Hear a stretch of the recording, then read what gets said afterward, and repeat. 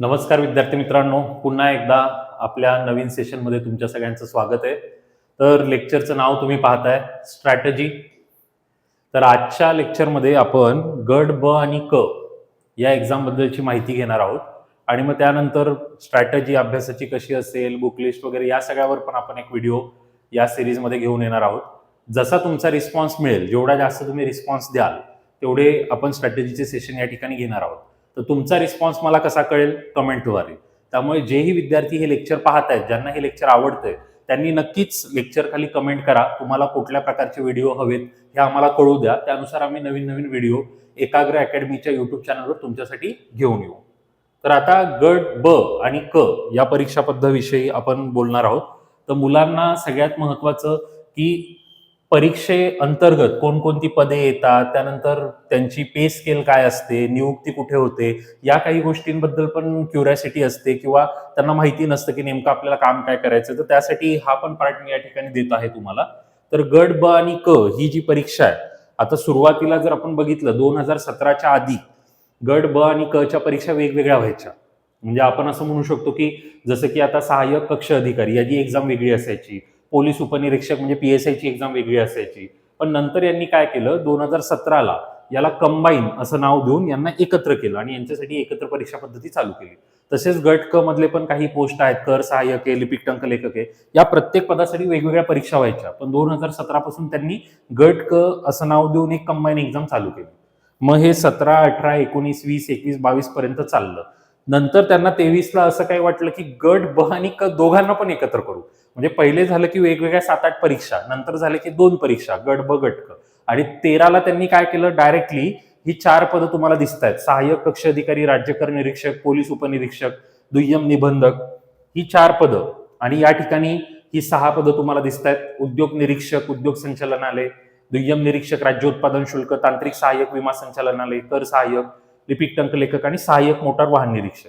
तर अशी ही 10 पदं एकत्र करून त्यांनी गट ब आणि क साठी एकच परीक्षा घेतली 2023 मध्ये, पूर्व परीक्षा. आणि मग त्यानंतर ऑब्व्हियसली मुख्य परीक्षा ही वेगवेगळी होती. पण 2023च्या परीक्षेला आपण बघितलं तर रिझल्ट येण्यासाठी आणि मग मेन्स होण्यासाठी खूप वेळ लागला. मग त्यानंतर पुन्हा आयोगाने असा निर्णय घेतलेला आहे की गट ब आणि क या दोन्ही एक्झाम सेपरेट्स होतील. तर आता 2024 म्हणजे 23ला ही परीक्षा एकत्र झाली. त्यानंतर 24ची जी एक्झाम होती ती खूप पुढे गेली, डिले झाली आणि 24ची परीक्षा तुम्ही जर याला फॉलो करत असाल तर तुम्हाला माहिती आहे, गट ब ची परीक्षा ही फेब्रुवारीच्या पहिल्या आठवड्यात झालेली आहे. आता गट क ची परीक्षा ही आपली 4 मेला आहे, मे मध्ये. आणि मग त्यानंतर 25ची जी परीक्षा असणार आहे, म्हणजे आता 25 मध्ये ती होती पण ती 24ची परीक्षा आहे आणि जी 25ची खरी परीक्षा आहे ती आपली नोव्हेंबर महिन्यामध्ये असणार आहे. तर मग त्या परीक्षेसाठी तुम्ही जर आतापासून तयारी केली तर तुम्हाला यश हमखास मिळणार आहे. मग तयारी कशी करायची, कुठून करायची, त्यासाठी आपल्याकडे एक ऑप्शन आम्ही उपलब्ध करून दिलेला आहे. एकाग्र अकॅडमीला तुम्ही कॉन्टॅक्ट करा, तुमचे जेही डाऊट्स असतील ते सगळे क्लिअर करा. व्हॉट्सअपवरती तुम्ही मेसेज पण करू शकता, त्याद्वारे तुम्हाला काही फ्री मटेरियल असेल ते पण आपण प्रोव्हाइड करून देऊ. तुम्ही टेलिग्राम जॉईन करा, टेलिग्रामवर पण तुम्हाला ह्या सर्व PDF मिळतील. तर गट ब आणि क यासाठी आपल्याला तयारी करायची. तर सगळ्यात पहिले पदांची नावं या ठिकाणी मी दिलेली आहे. सहाय्यक कक्ष अधिकारी जर तुम्ही बघताय तर असिस्टंट नावाने फेमस आहे हे पद. मंत्रालयीन विभागामध्ये महाराष्ट्र लोकसेवा आयोगाच्या कार्यालयामध्ये याला जॉबला जायला लागतं. आपण असं म्हणू शकतो की ज्याला मुंबईत राहायची इच्छा आहे त्यासाठी हा जॉब भारी आहे, कारण याच्यामध्ये पोस्टिंग तुम्हाला मंत्रालयामध्ये मिळणार आहे, म्हणजे मुंबईमध्येच असणार आहे. आणि MPSCचं जे ऑफिस आहे ते पण मुंबईमध्ये आहे, CST ला. आणि त्यानंतर पदोन्नती काय असणार आहे ते तिथे दिलेलंच आहे तुम्हाला. आणि पे स्केल या ठिकाणी दिलेलं आहे. मग आता किती पगार येईल, किती भत्ते असतात, काय असतात ते तुम्हाला डिटेलिंगमध्ये आपले काही विद्यार्थी आहेत जे ऑलरेडी सिलेक्टेड आहेत, तर त्यांच्याकडून तुम्हाला ती डिटेलिंगमध्ये माहिती मिळेल. आपल्याला आयोगाद्वारे हे असं दिलेलं असतं. आणि ही नॉन गेजेटेड पोस्ट आहे, ज्याला की अराजपत्रित म्हणतात. गट ब मधली ही पोस्ट आहे. राज्य कर निरीक्षक, स्टेट टॅक्स इन्स्पेक्टरची ही पोस्ट आहे. आता इथे दिलेलं आहे बघा, महाराष्ट्राच्या कोणत्याही कार्यालयात, म्हणजे ऑल ओव्हर महाराष्ट्र तुम्हाला कुठेही त्या ठिकाणी पोस्टिंग मिळू शकते. त्यानंतर पोलीस उपनिरीक्षक, PSI, पोलीस सब इन्स्पेक्टर आपण ज्याला म्हणतो, पोलीस दलाच्या महाराष्ट्रातील कोणत्याही कार्यालयामध्ये त्याला जॉबला जावं लागणार आहे. आणि दुय्यम निबंधक ही पोस्ट आता खूप फेमस झाली आहे मुलांमध्ये. मुद्रांक निरीक्षक आपण त्यामध्ये अजून एक पोस्ट आहे. तर राज्य शासनाच्या नोंदणी व मुद्रांक विभागाच्या महाराष्ट्रातील कुठल्याही कार्यालयात तुम्हाला त्या ठिकाणी पोस्टिंग मिळू शकते. तर गट ब मध्ये या पोस्ट आहेत आणि त्यानुसार यांची पे स्केल तुम्हाला दिसते S14 मध्ये आहे. 38,600 ते 1,22,800 अधिक महागाई भत्ता व नियमाप्रमाणे देय इतर भत्ते. तर टोटल तुम्हाला किती सॅलरी मिळेल? आपल्याकडे वेगवेगळे जे टॉपर्स आहेत त्यांचे पण व्हिडिओ तुम्हाला या ठिकाणी पाहायला मिळणार आहेत. तर नुकताच आपल्याकडे आता स्टेट टॅक्स इन्स्पेक्टर यांच्याद्वारे पण एक व्हिडिओ तुम्हाला पाहायला मिळेल स्ट्रॅटेजीचा. तर त्या ठिकाणी तुम्ही तुमचे पूर्ण डाऊट्स क्लिअर करून घेऊ शकता. तर ह्या गट ब च्या पोस्ट आहेत. मग आता पुढे जर आपण गट क बद्दल बघितलं तर गट क मध्ये उद्योग निरीक्षक, उद्योग संचालनालय ही नवीन पदं ऍड झालेली आहेत. ही 2 पदं तुम्ही बघू शकता. तांत्रिक सहाय्यक विमा संचालनालय, त्या व्यतिरिक्त दुय्यम निरीक्षक राज्य उत्पादन शुल्क. तर आता या 3 पदांमध्ये तुम्हाला कुठल्याही प्रकारची टायपिंगची आवश्यकता नाही, पण इथे कर सहाय्यक, लिपिक टंकलेखक हे जी पदं आहेत यांच्यामध्ये टायपिंग तुम्हाला लागतं. टायपिंगमध्ये जसं आता मराठी टायपिंग, इंग्लिश टायपिंग, तर इंग्लिश टायपिंगमध्ये 40चा स्पीड असणं गरजेचं आहे, मराठी टायपिंगमध्ये 30चा स्पीड असणं गरजेचं आहे. त्यानंतर हे एक पद या ठिकाणी त्यांनी ऍड केलंय, सहाय्यक मोटार वाहन निरीक्षक, assistant motor vehicle inspector, AMVI आपण त्याला म्हणतो. तर यांच्यामध्ये प्रत्येकाचे तुम्ही सॅलरीचे पे स्केल बघू शकता. S13, S12, S10 इथे पूर्ण दिलेले आहे. कुठे कुठे तुम्हाला जॉब मिळू शकतो. आता जसं लिपिक टंकलेखक मध्ये दिलेलं आहे बघा, मंत्रालयीन प्रशासकीय विभाग. आता AMVI जो असतो राज्य शासनाच्या परिवहन विभागातील महाराष्ट्रात कुठेही, तर महाराष्ट्रात कुठेही सगळीकडे तुम्हाला दिसतंय. फक्त आपलं जे असिस्टंटचं पद आहे, जे मंत्रालय सहाय्यक आपण त्याला म्हणतो, तर ते पद मंत्रालयामध्ये असल्यामुळे मुंबईमध्ये तुम्हाला पोस्टिंग मिळते. आणि बाकी त्या ठिकाणी तुम्हाला कुठे कुठे ज्येष्ठतेनुसार व पात्रतेनुसार तुम्हाला पुढे जाऊन पदोन्नती मिळणारे हे इथे डिटेलिंगमध्ये दिलेले आहे. तर सुरुवातीला आपण गट ब आणि क मध्ये कोणकोणती पदे असतात त्याबद्दल बघितलं. तर एकूण आपल्याला 10 पदांविषयी या ठिकाणी दिलेले. प्रत्येक पदाविषयीची डिटेल माहिती तुम्हाला जर कोणाला हवी असेल तर तुम्ही कॉन्टॅक्ट करा, तुम्हाला कॉलवर सगळी माहिती दिली जाईल. तुम्ही एखाद्या पदाबद्दल खूपच इंटरेस्टेड असाल तर त्या पदाची डिटेल माहिती तुम्हाला त्या पदावर कार्यरत असणाऱ्या व्यक्तीकडनं आपण मिळवून देऊ. म्हणजे तुम्हाला डिटेल माहिती, ॲज इट इज माहिती, जी ऑफिशियल माहिती आहे ती तुम्हाला डायरेक्टली कळून जाईल. तर आता या पदांसाठीच्या एक्झाम्स, जसं आता मेची एक्झाम तर आता खूप लोकांची तयारी शेवटच्या टप्प्यात आलेली, पण त्याच्या पुढे जी नोव्हेंबरमध्ये एक्झाम येणार आहे, मग त्यासाठी असे काही फ्रेशर्स आहेत ज्यांना काहीच माहित नाहीये, त्यांच्यासाठी आपण हा व्हिडिओ बनवणार आहे. तर आता इथे काही पदांसाठी तुम्हाला फिजिकल क्रायटेरियाज पण आहेत, तर ते पण या ठिकाणी दिलेले आहेत. जसं की PSI साठी तुम्हाला उंचीचा क्रायटेरिया दिलेला आहे 165, स्त्रियांसाठी महिलांसाठी 157 आहे. छातीचा क्रायटेरिया पुरुषांमध्ये तुम्हाला दिसतोय या ठिकाणी. दुय्यम निरीक्षक राज्य उत्पादन शुल्क या ठिकाणी सुद्धा तुम्हाला सेम क्रायटेरिया आहेत. आणि तसेच सहाय्यक मोटार वाहन निरीक्षक मध्ये पण क्रायटेरिया आहे, फक्त इथे हाईटमध्ये 165च्या ऐवजी 163 आहे. या ठिकाणी तुम्ही बघू शकता उंची 157 महिलांमध्ये पण दिलेलं आहे. महिलांमध्ये एक महत्वाचा मुद्दा इथे तुम्ही बघू शकता, वजनचा क्रायटेरिया देखील आहे. दुय्यम निरीक्षक राज्य उत्पादन शुल्कमध्ये किमान 50 किलो वजन हवं आणि AMVI मध्ये किमान 45. आणि महत्वाचा मुद्दा इथे दिलाय, जे रंगांध नसून ज्यांची दृष्टी चष्म्यासह वा शिवाय चांगली आहे, म्हणजे चष्म्यासह पण आहे, असं नाही की तुम्हाला चष्म्या म्हणून काढून टाकतील, चष्म्यासह चांगली असेल तर घेणारच आहे. तर हे काही क्रायटेरिया पण माहित असणं गरजेचं आहे स्टार्टिंग फेजमध्ये. आणि कर सहाय्यक मध्ये जसं मी तुम्हाला मगाशी म्हटलं की या 2 पदांसाठी टायपिंग गरजेची आहे, तर कर सहाय्यक मध्ये मराठीचा वेग 30 पाहिजे आणि इंग्लिशसाठी 40. आणि या ठिकाणी म्हणजे फक्त वेग पाहिजे, म्हणजे त्याची जी परीक्षा असते ती उत्तीर्ण असली पाहिजे, तुमच्याकडे सर्टिफिकेट असलं पाहिजे, कारण त्या सर्टिफिकेटचं तुम्हाला त्या ठिकाणी अपलोड करावं लागेल माहिती. लिपिक टंकलेखक सेम, मराठी 30, इंग्लिश 40 या ठिकाणी दिलेला आहे. तर हा मुद्दा मी तुम्हाला आत्ताच सांगून ठेवतो, म्हणजे कसं आता ज्या लोकांची टायपिंग नसेल ते विद्यार्थी टायपिंगला आता सुरुवात करून जून जुलैपर्यंत त्यांची टायपिंग क्लिअर होईल, म्हणजे नोव्हेंबरच्या एक्झाम मध्ये त्यांच्याकडे टायपिंग सर्टिफिकेट असेल तर ते या पदांसाठी सुद्धा अप्लाय करू शकतात. तर हा महत्वाचा मुद्दा आहे, हे लक्षात घ्या. तर आता आपल्याला माहिती आहे की PSI मध्ये आपल्याकडे फिजिकल टेस्ट सुद्धा असते. तर फिजिकल टेस्टमध्ये पुरुष आणि महिलांसाठीची फिजिकल टेस्ट या ठिकाणी दिलेली आहे.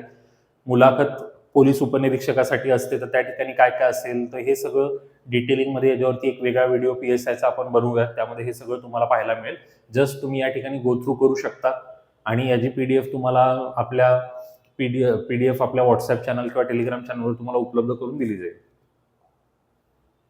या ठिकाणी टंकलेखन कौशल्य चाचणी घेतली जाते, त्याबद्दलची पण माहिती या ठिकाणी दिलेली आहे की आपल्याला किती वेळामध्ये किती शब्द कसे टायपिंग करायचे असतात. 10 मिनिटाचा वेळ दिलेला असतो. दिव्यांग उमेदवार असेल तर 15 मिनिटं त्या ठिकाणी दिली जातात. तर हा सगळा आपण एक बेसिक क्रायटेरिया पाहिला. त्यानंतर आपण आता डायरेक्टली एक्झामकडे जर वळलो तर एक्झाममध्ये सगळ्यात पहिले असते संयुक्त पूर्व परीक्षा. आता ग्रुप बी आणि सीचं नाव मी इथे एकत्रच घेतलेलं आहे कारण दोघांसाठी सेम क्रायटेरिया आहे. एक्झाम वेगवेगळ्या होणार आहेत कारण आता या वर्षीपासून परत त्यांनी एक्झाम वेगवेगळी केलेली आहे. पण या ठिकाणी मी तुम्हाला दाखवतोय की आपल्याकडे पूर्व परीक्षेमध्ये एक पेपर असतो, सामान्य क्षमता चाचणी असं त्याचं नाव आहे. प्रश्नांची संख्या 100 आहे. त्या ठिकाणी पदवी दर्जा असणारे मराठी आणि इंग्रजी दोन्ही भाषेमध्ये प्रश्न तुम्हाला त्या ठिकाणी मिळतील आणि एका तासामध्ये आपल्याला हा पेपर सॉल्व्ह करायचा आहे. महत्वाचा मुद्दा असतो वस्तुनिष्ठ बहुपर्यायी. वस्तुनिष्ठ बहुपर्यायी म्हणजे आपण त्याला मल्टिपल चॉईस क्वेश्चन म्हणतो, एमसीक्यूज.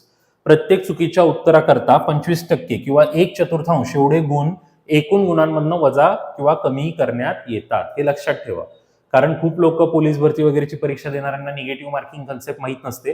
तर या ठिकाणी निगेटिव्ह मार्किंग आहे. 4 प्रश्न चुकल्यानंतर एका प्रश्नाचे मार्क तुमचे वजा होतात. आणि दुसरं महत्वाचं त्यांनी दिलेलं आहे, एखाद्या प्रश्नाची एकापेक्षा अधिक उत्तरे दिली असल्यास उमेदवाराच्या उत्तरपत्रिकेत पूर्ण वर्तुळ चिन्हांकित केले नसेल तर अशा प्रश्नाचे उत्तर चुकीचे समजण्यात येईल व त्याकरता सुद्धा निगेटिव्ह मार्किंग आहे.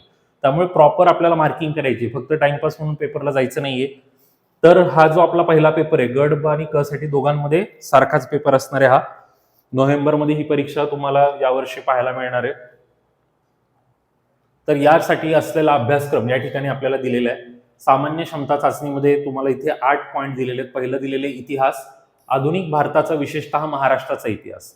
आता इथे एक महत्वाचा मुद्दा मला अधोरेखित करायचा आहे की यामधला जो सिलेबस आहे तो तुम्हाला राज्यसेवेमध्ये पण पाहायला मिळेल. तर काही विद्यार्थी राज्यसेवेची तयारी करणारे मला विचारतात की आम्ही गट ब आणि क ची परीक्षा देऊ शकतो का? तर डेफिनेटली देऊ शकता. देऊ काही शकता, तुम्ही पासही होऊ शकता. मोस्ट ऑफ द मुलं तसंच करतात की बाबा राज्यसेवेसाठी तयारी करतात आणि सेकंड ऑप्शन म्हणून गट ब ठेवतात आणि राज्यसेवेचा अभ्यास झाल्यावरती जर त्यांचं प्री मेन्स मध्ये कुठेतरी एखादं वेळेस अडलं तर ते गट ब मध्ये होऊन सिलेक्ट पुढे गट अ साठी परत पुन्हा तयारी करतात, अभ्यास करतात. तर तसं तुम्ही या ठिकाणी करू शकता. तर इतिहास, आधुनिक भारताचा विशेषतः महाराष्ट्राचा इतिहास आपल्याला या ठिकाणी आहे. त्यानंतर आता मग इतिहास, ते इतिहासाचे 10-15 क्वेश्चन येतात. आता लास्ट इयरचा पेपर आम्ही बघितला त्यामध्ये 10 क्वेश्चन इतिहासचे आले होते. त्यानंतर दुसरा सब्जेक्ट आपण बघतोय भूगोल. महाराष्ट्राच्या भूगोलाच्या विशेष अभ्यासासह पृथ्वी, जगातील विभाग, हवामान, अक्षांश, रेखांश, महाराष्ट्रातील जमिनीचे प्रकार, पर्जन्यमान, प्रमुख पिके, शहरे, नद्या, उद्योगधंदे इत्यादी. तर याचे पण 10 किंवा 15 क्वेश्चन येतात. तर लेटेस्ट पॅटर्न नुसार 10 क्वेश्चन्स या जे आलेले आहेत त्यामुळे आपण ते इथे लिहिलेले आहेत. अर्थव्यवस्था, ज्याला की आपण अर्थशास्त्र म्हणतो, भारतीय अर्थव्यवस्था, राष्ट्रीय उत्पन्न, शेती, उद्योग, परकीय व्यापार, बँकिंग, लोकसंख्या, दारिद्र्य व बेरोजगारी, मुद्रा आणि राजकोषीय नीती. म्हणजे आता हे सगळं एवढं वाचायची गरज नाही पण तरी तुम्हाला सांगतोय. तर याच्याशी रिलेटेड 15 क्वेश्चन. चालू घडामोडी, चालू घडामोडीचे 15 क्वेश्चन. राज्यशास्त्र, राज्यशास्त्राच्या आधी 10 क्वेश्चन यायचे पण आता आपल्याला काही ठिकाणी दिसते तर 15 क्वेश्चन यायला सुरुवात झाली. तर हे 10-15 असं आयोगाने आपल्याला लिहून दिलं नाही. आपण लास्ट इयरचे पेपर पाहतो त्यानुसार हे सांगतो. 2023च्या आधी आम्ही सांगायचो की इतिहासचे 15 येतात, भूगोलचे 15 येतात. माझे जुने व्हिडिओ कोणी बघितले तर ते म्हणतील सर ते तर वेगळं सांगितलेलं, कारण तेव्हा तर वेगळं होतं. आता नवीन पेपरमध्ये हे लेटेस्ट जसं दिसते त्यानुसार आम्ही इथे मांडलेले. सामान्य विज्ञान आपला जो विषय आहे, भौतिकशास्त्र, रसायनशास्त्र, प्राणीशास्त्र. तर आपण बघतो भौतिकशास्त्राचे 3 प्रश्न दिसतात, रसायनचे 3 दिसतात आणि समजा प्राणी वनस्पती आरोग्याचं मिळून 9 प्रश्न. म्हणजे टोटल जर आपण बघितलं तर सामान्य विज्ञानमध्ये पण टोटल 15 क्वेश्चन आपल्याला त्या ठिकाणी पाहायला मिळतील. त्यानंतर अंकगणित आणि बुद्धिमापन चाचणी. तर अंकगणिताला खूप लोक लाईटली घेत होते पण अंकगणिताचे प्रश्न आता वाढलेले आहेत. जवळपास 20 पैकी 10-12 प्रश्न अंकगणिताचे यायला लागलेले आहेत. तर आपण असं म्हणूयात अंकगणिताचे 10 प्रश्न तर येतात आणि बुद्धिमापनचे 10 प्रश्न, असं आपण वेगवेगळे इथे जर लिहिलं तर तुम्ही टोटल केली तर 10 आणि हे 10 झाले 20 आणि त्यानंतर आता हे भौतिक आणि रसायनचं वेगवेगळं मी सायन्स स्ट्रॅटेजीमध्ये सांगितलेलंच आहे. तर मी डायरेक्ट विषयानुसार सांगतो. 10-10-20, त्यानंतर 30-40-50, 60-70, 80-90, 100. हा झाला तुमचा 100 मार्काचा पेपर प्रिलिम्सचा. गट ब आणि गट क दोघांसाठी असंच पॅटर्न येते आणि 60 मिनिटाचा तुम्हाला कालावधी दिला जाईल. त्यामध्ये तुम्हाला हे 100 प्रश्न सॉल्व्ह करायचे असतात. मग कसे सॉल्व्ह करायचे, काय, मग एवढा वेळ पुरतो का, तर त्यासाठीची पण स्ट्रॅटेजीचा व्हिडिओ तुम्हाला मिळणार आहे. आपल्याकडे सगळं गायडन्स तुम्हाला उपलब्ध होणार आहे. फक्त काय आहे की तुमच्या रिस्पॉन्सवर डिपेंड आहे. कारण नुसता व्हिडिओ बनवून टाकून काय अर्थ नाहीये. तुम्हाला प्रत्येक व्हिडिओ खाली पाहिल्यानंतर तुम्हाला कमेंट करायची, तुम्हाला व्हिडिओ आवडतोय नाही आवडत आहे, काही तुम्हाला आम्हाला सल्ला द्यायचा असेल की काही सजेशन्स असतील की सर असं करा तसं करा, तर तुमच्यासाठी आपण ते काही चेंजेस पण या ठिकाणी घेऊन येऊ. तुम्हाला कमेंटमध्ये सांगायचे नक्की तुम्हाला कोणते व्हिडिओ पाहायला आवडणार आहे. कारण रेग्युलरिटी मुलांची खूप गरजेची आहे. जर तुम्ही रेग्युलर आले तर रेग्युलर व्हिडिओ येणार. त्यामुळे नक्कीच या व्हिडिओ खाली पण तुम्ही मला सांगा की याच्या सेकंड पार्टमध्ये तुम्हाला आपल्याला मंथली पूर्ण प्रॉपर प्लॅनिंगचा व्हिडिओ, त्यानंतर बुकलिस्टचा व्हिडिओ हे सगळं बनवायचं आहे. तर प्री झाल्यानंतर जसे की आता आपण बघतोय मुख्य परीक्षा जी असणार आहे. आता मुख्य परीक्षेमध्ये उपनिरीक्षक पद म्हणजे आपलं PSI मध्ये शारीरिक चाचणी व मुलाखत असते, बाकीमध्ये नाहीये. तर बाकीमध्ये कसं असतं, तर बाकीमध्ये आपल्याला 2 पेपर दिलेले आहेत, पेपर क्रमांक 1 आणि पेपर क्रमांक 2. पेपर क्रमांक 1 हा लँग्वेज पेपर म्हणून ओळखला जातो, ज्यामध्ये तुम्ही बघू शकता मराठी आणि इंग्रजी असे आपले 2 लँग्वेजेस आहेत. दोघांचे 50-50 प्रश्न त्या ठिकाणी विचारले जातात.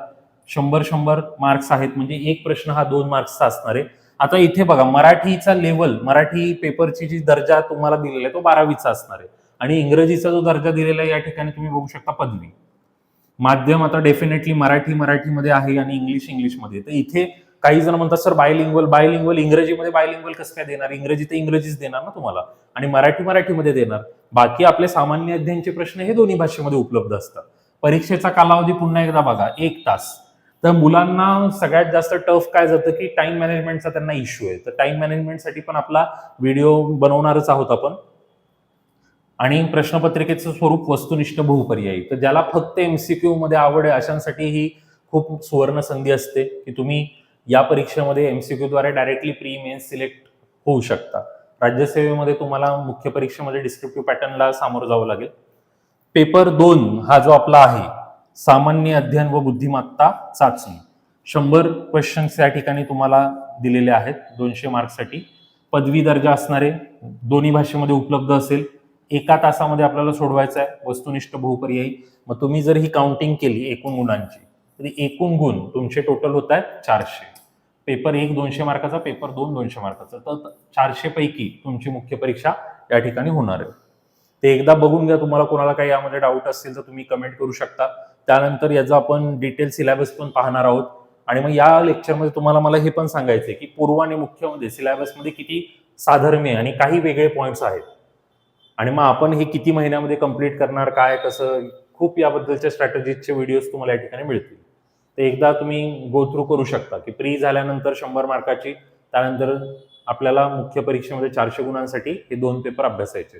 एक आपला लँग्वेजचा पेपर आहे आणि दुसरा आपला सामान्य अध्ययन व बुद्धिमत्ता चाचणी.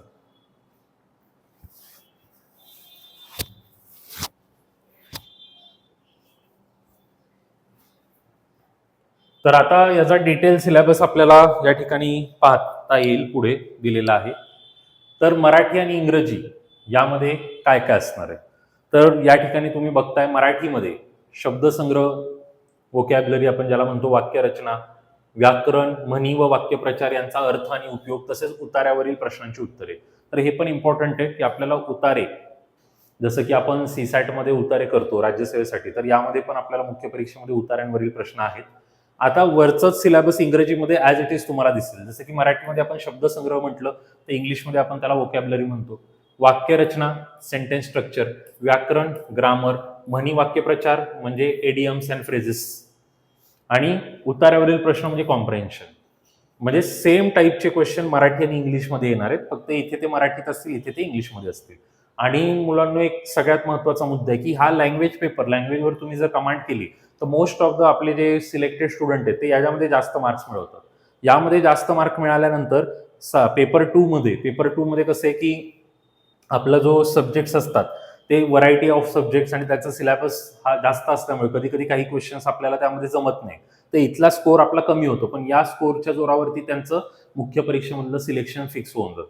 त्यामुळे आपल्याला लँग्वेजवरती भर देणं खूप गरजेचं आहे.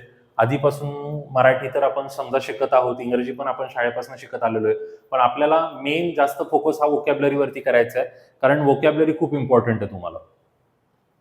आणि पेपर 1, आता पेपर 1 हा तुमचा झाला. पेपर 1 झाल्यानंतर 1 तासाचाच पेपर आहे, नंतर लगेच पेपर 2 असणार आहे तुमचा. तर पेपर 2 मध्ये, आता पेपर 2 मध्ये इथे 4 पॉईंट मी दिलेले आहेत, एवढा सिलेबस नाही, अजून पण आहे. आता आपला जो प्रीचा मी सिलेबस दाखवलेला तो आणि हा जो मुख्यचा सिलेबस आहे, मेनचा जो सिलेबस आहे, यामध्ये किती साम्य किती वेगळेपण हे आपल्याला बघायचं आहे. आता मराठी आणि इंग्रजी हे पूर्वमध्ये कुठेही नव्हतं, तर हे तुम्हाला मुख्यसाठी करणं गरजेचं आहे. आणि गट ब आणि क व्यतिरिक्त आपले समजा महाराष्ट्र सरकारचे जे आपण सरळ सेवाचे एक्झाम्स निघतात, तर त्यामध्ये मराठी कंपल्सरी असतं, त्यासाठी मराठी तुमच्याला उपयोगी पडणार आहे. आणि IBPS अंतर्गत वेगवेगळ्या एक्झाम्स होत असतात किंवा तुम्हाला स्टाफ सिलेक्शन कमिशन रेल्वेज वगैरेची माहिती आहे, तर तिथे इंग्रजी हा सब्जेक्ट इम्पॉर्टंट आहे. तर सेंट्रल गव्हर्नमेंटसाठी तुम्हाला इंग्रजी कंपल्सरी लागतं, त्यामुळे हे सब्जेक्ट करणं खूप गरजेचं आहे. आता आपण पेपर क्रमांक 2 कडे जर आलो, तर त्यामध्ये पहिला पॉईंट दिलेला आहे त्यांनी, सामान्य बुद्धिमापन व आकलन. सामान्य बुद्धिमापन व आकलन म्हणजे यालाच आपण बुद्धिमत्ता चाचणी म्हणू शकतो. उमेदवार किती लवकर व अचूकपणे विचार करू शकतो हे आजमावण्याचे प्रश्न. तर हाच पॉईंट तुम्ही पूर्वमध्ये पण पाहिलेला. आता मी इथे काय करतो की जे जे पॉईंट आपण पूर्वमध्ये पाहिलेले तिथे मी लिहितो, म्हणजे तुम्हाला कळेल की पूर्व आणि मुख्यमध्ये किती किती समानता आहे. आता जसं की हे मुख्यचे, तर याला एम लिहू आपण, म्हणजे मेन्सचा पॉईंट आहे हा. आता हा पॉईंट तुम्हाला पूर्वमध्ये पण आहे. मग आता मला सांगा, गणित बुद्धिमत्ता मतलब बुद्धिमत्ता असं तर नाहीये ना की पूर्वसाठी वेगळं बुद्धिमत्ता करायचं, मुख्यसाठी वेगळं. बुद्धिमत्ता बुद्धिमत्ता आहे, ती काय बदलणारी नाही. म्हणजे हे पूर्वला तुम्ही जे करताय तेच तुम्हाला मुख्यला सुद्धा आहे. चालू घडामोडी, आता चालू घडामोडी बदलणार आहेत का? चालू घडामोडी म्हणजे करंट अफेअर, म्हणजे हा पण पॉईंट तुमचा पूर्वचा ॲज इट इज या ठिकाणी तुम्हाला घेतलेला दिसतोय. मग आता फरक काय असेल, तर याच्यामध्ये 1-2 महिन्याचे जास्त चालू घडामोडी येऊ शकतात. त्यानंतर अंकगणित व सांख्यिकी. आता अंकगणित हा शब्द पण तुम्ही पूर्वमध्ये पाहिला. आता काही जण म्हणतील सर सांख्यिकी हे काहीतरी नवीन दिसतंय, तर सांख्यिकी म्हणजे स्टॅटिस्टिक्स. तर हा जो शब्द आहे स्टॅटिस्टिक्स, हा तुमच्यासाठी नवीन आहे. पण यावरती आता मागच्या वेळेसचा पेपर आम्ही बघितलं, तर यावरती काही असे वेगळे प्रश्न बाहेरचे कुठले आलेले नाहीयेत. 1-2 क्वेश्चन जर आले तर मीन मीडियन विषयी तर येऊ शकतात, त्यामुळे एवढं पण याचं टेन्शन घ्यायचं नाही. 2-3 लेक्चरमध्ये हे सांख्यिकीचं जे मेन आहे ते मी तुम्हाला समजून सांगू शकतो. माहितीचा अधिकार अधिनियम, आता हा भाग पूर्णपणे मुख्य परीक्षेचा आहे, हा पूर्वमध्ये नाहीये. माहितीचा अधिकार अधिनियम, महाराष्ट्र लोकसेवा हक्क अधिनियम. आपण म्हणू शकतो की 5 प्रश्न म्हणजे 2-3 प्रश्न याचे, 2-3 प्रश्न याचे, 5-6 प्रश्न यावरती येऊ शकतात. म्हणजे मुख्यसाठी हा पॉईंट तुम्हाला पूर्णपणे नवीन आहे, पूर्ण वेगळा वाचायचा आहे. जे मुख्यसाठी वेगळे त्यांना मी मार्क करून ठेवतो की हे मुख्यसाठी स्वतंत्रपणे वेगळं करायचं. बाकी हे तर पूर्व आणि मुख्यची साधर्म्य. आता बघा, आता या ठिकाणी बघा, भारतीय संघ राज्यव्यवस्था, भारतीय राज्यघटना, स्थानिक स्वराज्य संस्था. तर पूर्व परीक्षेमध्ये ऑलरेडी आपण राज्यशास्त्र करतो, मग तोच पार्ट या ठिकाणी, म्हणजे इथे पण मी लिहू शकतो की बाबा पूर्वमध्ये जे आहे तेच आपल्या मुख्यमध्ये आहे. त्यानंतर आधुनिक भारताचा विशेषतः महाराष्ट्राचा इतिहास, तर हे आपण पूर्वमध्ये पाहिलेले तेच या ठिकाणी तुम्हाला दिसते. मग आता काही जण म्हणतात की समाज सुधारकांचे कार्य वगैरे हे एक्स्ट्रा वाचावं लागतं. पण मला सांगा, मग तुम्ही पूर्व परीक्षेचा अभ्यास करताना काय ते एक्स्ट्रा वाचायला लागतं? म्हणजे तेव्हा काय अर्धा अभ्यास करणार आणि नंतर पूर्ण असं नाहीये ना, तेव्हा पण तर आपण पूर्ण वाचणारच आहे. त्यामुळे माझं हे खूप महत्वापासून एक म्हणणं आहे महत्वाचं, की पूर्व मुख्य याच्या नादामध्ये ना खूप मुलं काय करतात की अर्धे अर्धे चॅप्टर करतात. तसं करू नका. तुम्ही इतिहास करताय तर पूर्ण इतिहास करा, ज्याच्यामुळे पूर्व आणि मुख्य दोघांचं कव्हरेज त्यामध्ये एकदा स्टार्टिंगला झालं असेल ना, तर नंतर आपली ती रिव्हिजन होते. म्हणजे नंतर आपण ज्यावेळेस पूर्वपरीक्षा दिल्यानंतर 2 दिवसात आपली फर्स्ट आन्सर की आली, त्यानंतर लगेच 2-3 आठवड्यामध्ये आपली सेकंड आन्सर की आली, तर फर्स्ट आन्सर की नंतर आपल्याला कळतं की आपलं सिलेक्शन मुख्यसाठी होणार आहे की नाही. काही जण 50-50 वरती असतात, तर ते लोक काय करू शकतात, अशा वेळेस गट क ची पूर्व असते तर त्यासाठी तयारी करू शकतात. आणि ज्यांचं गट ब डेफिनेटली झालेलं आहे, समजा एखाद्याला 60-62 मार्क आहेत, तर त्याला माहिती आहे की आपलं होणार आहे, तर त्याने डायरेक्ट मग मुख्यकडे वळायचं. मग मुख्यकडे वळताना हे ऑलरेडी पूर्वमध्ये पण वाचलेलं असतं, तर मग हे सब्जेक्ट पटापट रिवाइज करून आपले होऊ शकतात. जसं आता भारताचा महाराष्ट्राचा भूगोल, आता पूर्वमध्ये महाराष्ट्राचा भूगोल हे लिहिलेलं आहे, म्हणजे विशेष भारांशासह भारताचा भूगोल हे पण आहे. म्हणजे हे पण तुम्ही बघू शकता की जसं तुम्हाला पूर्वचं या ठिकाणी सिलेबस दिसते. त्यानंतर पर्यावरण, मानवी विकास, पर्यावरण. आता हा मुख्यचा पार्ट आहे बघा, हा पूर्वमध्ये नाहीये, हा पूर्वमध्ये कुठेच नव्हता. पर्यावरणाचा पार्ट, पर्यावरण, मानवी विकास, पर्यावरण, पर्यावरणपूरक विकास, नैसर्गिक साधन संपत्तीचे संसाधन. तर मला या ठिकाणी दाखवून द्यायचं होतं की पूर्व आणि मुख्यमध्ये काय काय वेगळेपण आहे. माहितीचा अधिकार हा पूर्ण वेगळा आहे. सांख्यिकी समजा हे तुम्हाला इथे पण मी एम लिहितो की हे तुम्हाला वेगळं दिसते, म्हणजे हा एक पॉईंट, हा दुसरा पॉईंट, हा तुम्हाला एक पॉईंट वेगळा दिसतोय, हे 2 पॉईंट वेगळे दिसत आहेत. त्यानंतर जसं आता आपण बघितलं की पर्यावरण वेगळं दिसतंय, हे तर तुम्हाला करायचंच आहे. आता सामाजिक भूगोल, लोकसंख्या, लोकसंख्येचे स्थानांतर, पूर्वचा अभ्यास करत असताना जरी याच्यावरती जास्त फोकस दिला नाही तरी जस्ट एकदा वन रिडिंग केलेली असेल तर मुख्यमध्ये सोपं पडतं आपल्याला. आणि त्यानंतर सामान्य विज्ञान आपला सब्जेक्ट. तर सामान्य विज्ञानामध्ये पण तुम्ही बघू शकता भौतिक, रसायन, प्राणी, वनस्पती. आता हे एवढं सगळं पार्ट तिकडे होता, पण हे पार्ट नवीन दिसतात बघा, ई आणि फ. दूरसंवेदन, हवाई ड्रोन, छायाचित्रण, भौगोलिक माहिती प्रणाली, त्याचे उपयोजन, माहिती व संप्रेषण तंत्रज्ञान. तर हा भाग याला आपण मेन्स मेन्स असं म्हणू शकतो. तर आजच्या लेक्चरचं एक सगळ्यात महत्वाचं काय होतं, मला तुम्हाला हे दाखवून द्यायचं की पूर्व आणि मुख्यमध्ये किती साम्य आहे, किती वेगळेपण आहे. आता अर्थव्यवस्था हे पूर्वमध्ये होतं. मग यातले काही पॉइंट जे आहेत की जे म्हणजे डेफिनेटली की तुम्हाला जास्त डीप मध्ये मुख्यसाठी म्हणजे वाचावे लागतील. पूर्वला आपण तेवढे डीप मध्ये वाचत नाही, ते मी मान्य करतो. पण विषय तो तेच आहे, अर्थव्यवस्था जो आपण अर्थशास्त्र म्हटलेलं आहे. तुम्हाला एकदा दाखवू का मी की इथे काय काय पॉईंट लिहिलेले आहे? एकदा दाखवतो, हे बघा. म्हणजे आता काय काय इतिहास, आधुनिक भारताचा हे होतं, मुख्यमध्ये पण दिसलं. भूगोल, महाराष्ट्राचा, पृथ्वी, जग, हवामान, म्हणजे हे सगळं आलं. आता तिथे भारत लिहिलंय, तर याचा अर्थ पूर्वमध्ये भारत नाही असं नाहीये ना. पूर्वमध्ये पण भारताचे प्रश्न येतात. ते एकदम शब्दशः जाऊ नका, नाहीतर मग काय होतं, मुलाला मी फसताना पाहिले की नाही सर, गडबला फक्त महाराष्ट्र आहे, असं नसतं. आता इथे पृथ्वी, जगातील विभाग, मग जग म्हणजे भारत पण आला ना त्यामध्ये, हवामान वगैरे. तर भारताचं पण करायचंच आहे आपल्याला. आता बघा, अर्थव्यवस्थेमध्ये जे शब्द आहेत, राष्ट्रीय उत्पन्न, शेती, उद्योग, परकीय व्यापार, बँकिंग, लोकसंख्या, दारिद्र्य, बेरोजगारी, तर हे वाले शब्द तिकडे अर्थशास्त्रामध्ये तुम्हाला सापडतील. आणि इथे फक्त राज्यशास्त्र दिले, त्यांनी डिटेलमध्ये काही दिलं नाही काय आहे त्याच्यात. आणि आपल्याला मुख्यमध्ये पूर्ण डिटेलमध्ये द्या. तर बुद्धिमत्ता चाचणी बघा, जसं आहे जसं उमेदवार किती लवकर व अचूकपणे विचार करू शकतो. मग हे आपण पाहतोय, आणि जेव्हा हे आपण पाहतोय, हे बघा इथून पूर्व पूर्व पूर्व या ठिकाणी इथे माहिती दिसते. आता इथे शब्द तुम्हाला दिसतील या ठिकाणी बघा, अर्थशास्त्रामध्ये शेतीविषयी काय आहे, सेवा वगैरे, हे काही काही पॉईंट्स तिथले जसे जसे इथे भारतीय अर्थव्यवस्था वगैरे रिपीट असतात. तर मग आता हे सगळं झाल्यानंतर पूर्व आणि मुख्यचं सिलेबस तुम्हाला कळलं, आणि PSI साठी जायचं असेल तर मग तुम्हाला फिजिकल असेल तर त्या फिजिकल बद्दलची माहिती पण मी दिली. इंटरव्ह्यूचा असतो तर ते इंटरव्ह्यूची माहिती पण या ठिकाणी दिलेली आहे.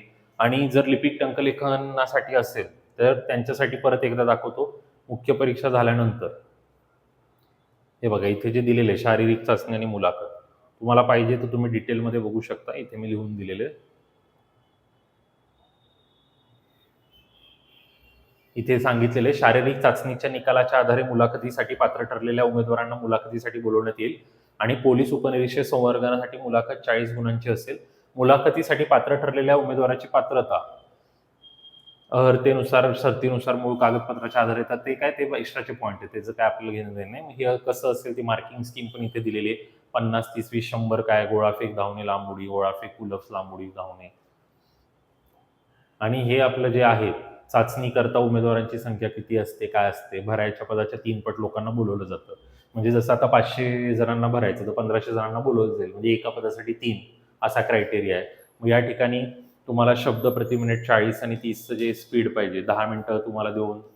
मग हे फक्त त्या पदांसाठी. इतर पदांसाठी मग तुमचं कसं आहे, सिम्पल, पूर्व झाली, मुख्य झाली की सिलेक्शन झालं. मग आता आपण जर बघितलं की गट ब, मग गट ब मध्ये पण तुम्हाला काय करायचं आहे, पूर्व द्यायची 100 मार्काची आणि मुख्य द्यायची 400 मार्काची. एवढ्यामध्ये तुमचं सिलेक्शन झालं. आणि सेम गट क साठी पण तुम्हाला पूर्व द्यायची 100 मार्कासाठी आणि मुख्य द्यायची 400 मार्कासाठी. तर ह्या परीक्षा तुमच्या नोव्हेंबर, तुम्हाला जे टाइम टेबल मिळालेले त्याच्यामध्ये तुम्ही बघू शकता नोव्हेंबरमध्ये असणार आहेत. आणि मग यांच्या मुख्य हे 2026 मध्येच असतील, त्या लक्षात घ्या. आणि जे PSIचं पद आहे, PSIच्या पदासाठी एक्स्ट्रा तुम्हाला ग्राउंड बनवू शकतो आपण 100 मार्काचं आणि मुलाखत 40 मार्काची. आणि इकडे तुमचे लिपिक, टंकलेखक आणि कर सहाय्यक, म्हणजे ही जी 2 पद आहेत, कर सहाय्यक आणि लिपिक, या पदांसाठी तुम्हाला टाईपरायटिंग, टंकलेखन. तुमच्याकडे सर्टिफिकेट आहे म्हणजे झालं असं नाही, तिथे जाऊन ती परीक्षा तुम्हाला त्या ठिकाणी क्लिअर करावी लागेल, ज्या परीक्षेबद्दल इथे दिलेलं आहे. काय असतं, चुका वगैरे कशा मोजतात, हे सगळं डिटेलिंगमध्ये इथे दिलेलं आहे. मजकूर संगणकावर विहित कालावधीत टंकलिखन करण्याच्या उमेदवाराच्या अचूकतेवरती असतं. आणि महत्वाचे संगणक हा शब्द इथे बघा, म्हणजे आता आपल्याकडे टाईपरायटर राहिलेले नाहीये, तर कम्प्युटरचीच टायपिंग या ठिकाणी आपण म्हणजे ते एक्झाम घेताना त्यावरच घेतली जाते. आता काही जण म्हणतात पण आमच्याकडे जे सर्टिफिकेट आहे ते जुने टाईपरायटरवालं चालेल का? तर चालतं, त्याचा काही एवढा प्रॉब्लेम नाहीये. पण आता नवीन तुम्ही जर प्रॅक्टिस करत असाल तर संगणकावरच करा, म्हणजे कम्प्युटरवर करा, कारण ते एक्झाममध्ये पण तसंच तुम्हाला त्या ठिकाणी कम्प्युटरवरतीच करायचं. मग आता आपण इथे सगळं या एक्झाम्स बद्दल बोललो. तर आता जसं की मी तुम्हाला मगाशी म्हटलं की पूर्व मुख्यबद्दल मी तुम्हाला गाईड केलं की काय काय विषय सब्जेक्ट्स आहेत. तर महत्वाचं असतं की क्वेश्चन पेपर जो आपला येतो तो कसा येईल, मग तो 60 मिनिटामध्ये कंप्लीट होईल का? तर आपल्याकडे ऑलरेडी बघा याच्यासाठीचं लेक्चरचं मटेरियल रेडी. आता हे लेक्चर पण मला घ्यायचंय, पण हे लेक्चर तुम्हाला पाहिजे असेल की 60 मिनिटामध्ये 100 प्रश्न कसे सॉल्व्ह करायचे, तर यासाठी तुम्ही कमेंटमध्ये नक्की मला कळवा. पेपर कसा असतो, मग कसे प्रश्न वाचायचे, मग उत्तरापर्यंत कसं पोहोचायचं, हे सगळं त्या स्ट्रॅटेजी लेक्चरमध्ये तुम्हाला पाहायला मिळणार आहे. आपल्या नवीन बॅच स्टार्ट होत आहेत, डेमो लेक्चर ऑलरेडी आपले स्टार्ट झालेले आहेत. तर जे पण इंटरेस्टेड स्टुडंट आहेत त्यांनी दिलेल्या कॉन्टॅक्टवरती कॉन्टॅक्ट करा आणि नक्कीच तुम्ही इंटरेस्टेड आहात हे आम्हाला कळेल, कारण तुमच्यासाठी अजून नवनवीन व्हिडिओ आपण घेऊन येऊ. लेक्चर आवडलं असेल तर लाईक करा, तुमच्या मित्रांपर्यंत शेअर करायला विसरू नका. धन्यवाद.